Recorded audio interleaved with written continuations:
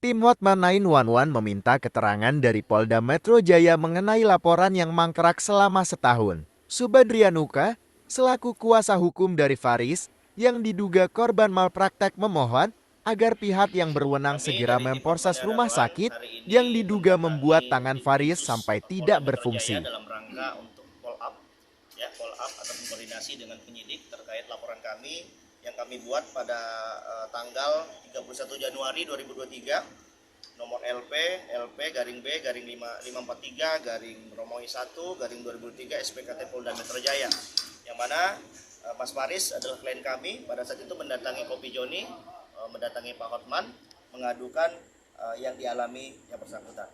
Jadi kami melaporkan di Polda Metro Jaya terkait tentang Undang-Undang nomor 36 tahun 2014 tentang tenaga kesehatan, pasal 84 ayat 1, junto pasal 86 ayat 1, junto pasal 46 ayat 1 Undang-Undang Kesehatan.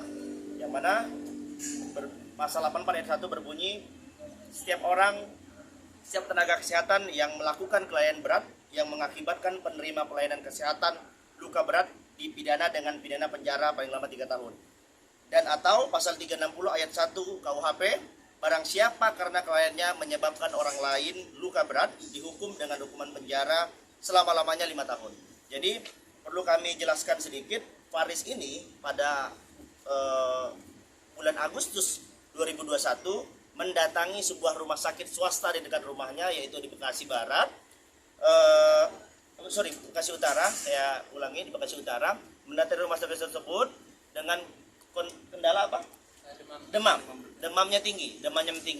Setelah didiagnosa oleh petugas medis ya kesehatan, ternyata diagnosanya DBD ya, DBD. Lalu setelah DBD harus dicek darahnya, trombositnya udah dicek di lubang yang sama pada tangan yang kiri, ditusuk di lubang yang sama sehingga akhirnya menjadi bengkak seperti ini sampai beberapa hari bengkak. Lalu sampai dengan saat ini tangan sebelah kirinya sudah tidak berfungsi seperti biasanya. Dengan kata lain, sarafnya cacat permanen. Menurut vonis dokter ya, cacat permanen. Jadi sampai hari ini dari tanggal 31 Januari 2003 sampai dengan saat ini proses laporan kami di Ditkrimsus Polda Metro Jaya masih lidik, belum naik sidik. Nah, SP 2HP terakhir yang kami terima dari penyelidik, yang kami terima tanggal 19 Desember 2023. Yang pada intinya informasi dari penyelidik terakhir sudah memeriksa salah satu dokter, inisial dokter MF, yaitu selaku dokter bedah vaskuler di rumah sakit swasta tersebut. Jadi kami meminta mungkin Dir ya, Pak Dir Krimsus, Direktur Krimsus Polda Metro Jaya, agar kiranya bisa menatensi ini, dan juga Pak Kapolda. Sebelumnya kami juga sudah diundang oleh Uya Kuya untuk membahas kasus ini. Mungkin teman-teman ada yang ingin menambahkan?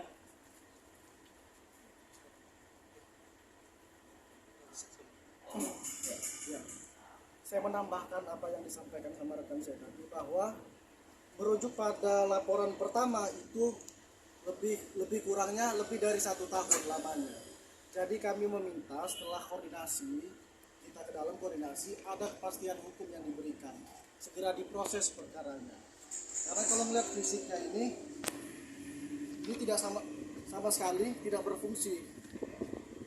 Mungkin izin bisa kami buka ya. Ya, boleh ditunjukin. Maaf ya. Nah, jadi seperti ini teman-teman. Nah, Fisiknya begini. fisiknya seperti ini, angkat ya. Jadi seperti ini. Jadi ini beberapa hari pada saat itu jadi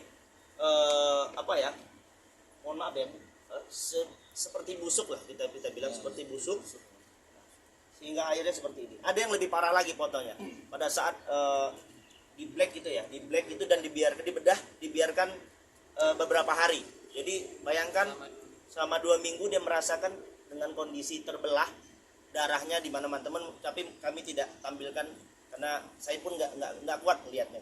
Jadi saat ini seperti ini. Mungkin Ya, tambahkan rekan saya. terkait dengan upaya kami ke PMJ sampai hari ini adalah untuk bagaimana menindaklanjuti terkait dengan pertemuan kami di awal.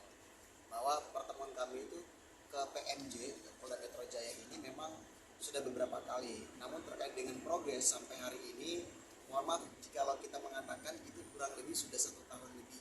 Karena laporan kami itu di tanggal 31 Januari 2023. Saat ini sudah 2024 bulan April. Artinya sudah 1 tahun kurang lebih 3-4 bulan ya. Nah, artinya bahwa kami ke sini itu untuk bagaimana meminta kepastian hukum, meminta kejelasan kepada PMJ terkait dengan prosesnya sudah sampai mana. Karena memang pada pertemuan kami terakhir, upaya yang nanti akan dilakukan oleh pihak PMJ katanya nanti ada mau ke MKDKI. MKDKI itu adalah Majelis Kehormatan Dokter Indonesia atau Majelis Kode Etik ya. Nah itu nanti ada upaya, namun sampai hari ini kami belum mendengar informasi tersebut. Oleh sebab itu dengan konferensi pers hari ini kami berharap supaya dapat dipublikasi dan kemudian dapat atensi dari pihak Kapolda ataupun pihak penyidiknya. Karena menurut kami di sini ada semacam kejanggalan sebenarnya. Kenapa? Karena sampai hari ini tidak ada kepastian. Sampai hari ini tidak ada kepastian. Oleh sebab itu harapan kami besar mewakili pihak keluarga dan kemudian sampai hari ini jikalau teman-teman melihat ya, itu prosesnya belum ada hal yang pasti, masih lidik gitu. Karena tadi rekan kami sudah sampaikan bahwa karena statusnya masih lidik, harapan kami biar cepat-cepat itu biar bisa naik sidik agar dapat segera digelar gitu. Nah itu mungkin harapan kami agar supaya bahwa perkara ini jelas, terang dan transparan. Ya, sedikit kami tambahkan. Jadi sebelum kami membuat laporan polisi, sebenarnya sebelum dari pihak keluarga sudah ada pertemuan dengan pihak rumah sakit. Namun pihak rumah sakit menurut klien kami seakan-akan menyepelekan. Dia menganggap ini resiko medis ya, resiko medis. Padahal ya masa orang mau DBD, diagnosa DBD, kenapa sampai seperti ini? Artinya kenapa gitu. Itu yang pertama. Yang kedua, menurut klien kami pada saat itu beberapa oknum dokter ataupun oknum petugas medis di rumah sakit tersebut menganggap ini sepele dan bisa dibayar. Sempat ada pernyataan dari oknum petugas medis di rumah sakit tersebut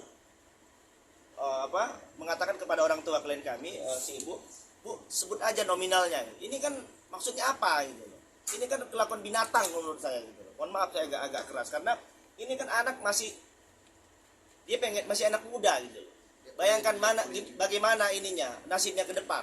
Siapa yang mau, emang rumah sakit mau terima dia kerja gitu loh. Rumah sakit mau tanggung jawab nggak gitu. Duit bisa dicari tapi tangannya bagaimana gitu loh. Sebelumnya juga sudah datang ke Pak Hotman, sudah minta dibantu dan Pak Hotman mengarahkan kita, memerintahkan kita untuk mendampingi Mas Faris untuk membuat laporan polisi. Sekali lagi kami meminta teman-teman, mungkin teman-teman media bisa membantu mengawal terus kasus ini, dan kami sekali lagi memohon kepada Pak Dirkrimsus ya, Dirkrimsus Polda Metro Jaya agar kiranya bisa atensi perkara ini. Bahkan Kapolda maupun Pak Kapolri. Bang, tadi kan sempat ada pihak rumah sakit ingin ada etikat baik Ya. untuk sebut Ya. nominal. Ya. Nah, sebenarnya apa sih yang ingin diminta? Sebenarnya begini, kalau terkait nominal, kita nggak berbicara nominal. Yang dicari oleh keluarga adalah tanggung jawab. Tanggung jawab, jangan datang-datang langsung nembak butuh berapa duit gitu loh. Jadi itu kan nggak elok. Jadi sama aja memperjualbelikan tangannya. Kalau nggak sini tangannya yang ngomong, kita belah tangannya, kita kasih duit. Begitu sih. Jadi sebenarnya pihak keluarga hanya menginginkan pertanggungjawaban. Pertanggungjawabnya apa? Ini berapa mau dibayar? Saya rasa teman-teman 100M pun mungkin mikir mending hilangin 100M daripada tangannya mohon maaf seperti ini gitu. Jadi lagi-lagi pihak keluarga menginginkan itikat baik dan tanggung jawab yang pasti dan jelas oleh rumah sakit, karena dengan kondisi tangan seperti ini siapa yang mau terima kerja? Mohon maaf ya, siapa yang mau terima kerja? Rumah sakit mau tanggung jawab nggak? Kecuali rumah sakit, baik kami akan tanggung jawab mulai dari pekerjaannya nanti. Ini siapa yang mau terima kerja? Dia masih kuliah loh, masa depannya masih panjang. Udah wisuda, dari sebelum lulus sampai udah wisuda.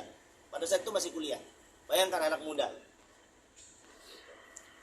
Oke, mungkin terakhir Faris, mungkin ada yang mau disampaikan terkait agenda hari ini yang ingin menanyakan perkembangan kasusnya.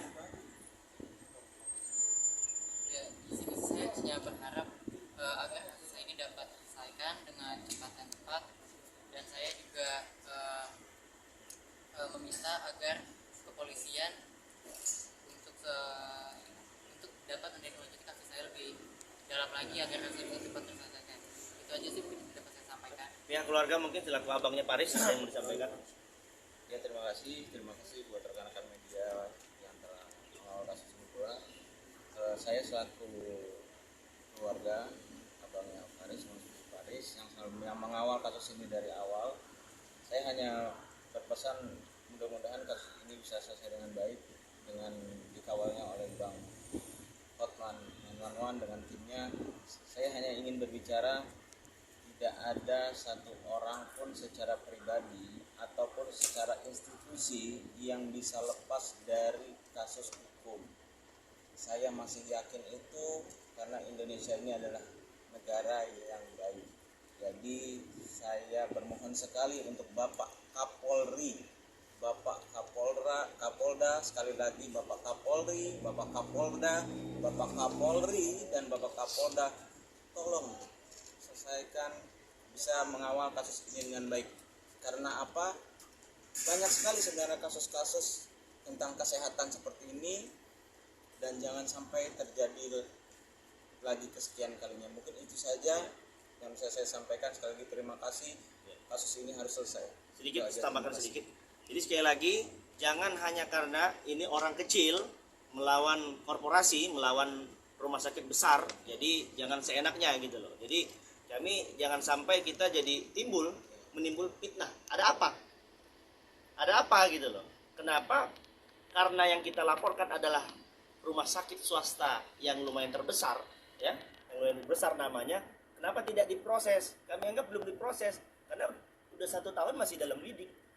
Ayolah, gitu loh. Ayo dong penyidik, ayo dong. Jangan sampai ini menjadi sejarah yang buruk juga buat tim sus Polda Metro Jaya gitu. Tidak bisa mengungkap perkara ini gitu. Terima kasih. Bang, berarti ini salah satu dugaan malpraktek ya Bang ya? Ya, ini dugaan malpraktik. Jadi ya bayangkan awalnya diagnosanya demam berdarah, ditusuk-tusuk di lubang yang sama, diduga tusuk lubang yang sama sehingga menjadi seperti ini, sampai saat ini seperti ini. Jadi ini mati. Sarafnya udah nggak berfungsi. Gitu. Oke, ada lagi teman-teman? Mungkin Faris bisa diceritakan juga nggak sih setelah ditusuk itu terus bisa membusuk itu butuh waktu berapa lama? Mungkin efeknya di kamu seperti apa sih awalnya? Atau gejalanya pertama seperti apa? Jadi waktu tangan sadar membiru itu sampai di bedah itu hampir 3 hari yang waktunya. Itu sebenarnya waktu terakhir penyuntikan pengambilan darah, dokter itu udah bilang jangan ambil di situ lagi. Tapi petugas labnya masih tetap juga untuk ambil di tempat yang sama. Nah setelah terakhir dia ambil sama itu, nah barulah setelah 2 hari dari hari Jumat, Sabtu sama Minggu, baru mulai lanjut yang tadi foto tadi yang parah itu. Ada gejala juga nggak sih kayak meriang atau apa sebelum membusuk itu? Itu sih lebih kayak nyeri aja sih, Nyeri. sakit, kayak Coba, rasa ini ya. ada rasa panas, rasa belakang, kayak gitu sih. Mungkin teman-teman izin saya ingin menunjukkan ininya aja ya, teman-teman bisa dikutip. Ini pada saat proses, maaf ya, ini proses waktu pembusukan. Mati bang. Wah, mati ya, sorry. Bukan HP saya.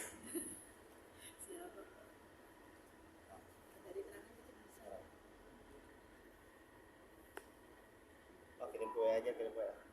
Ntar ya, sorry. Oh iya. Iya. Depan itu.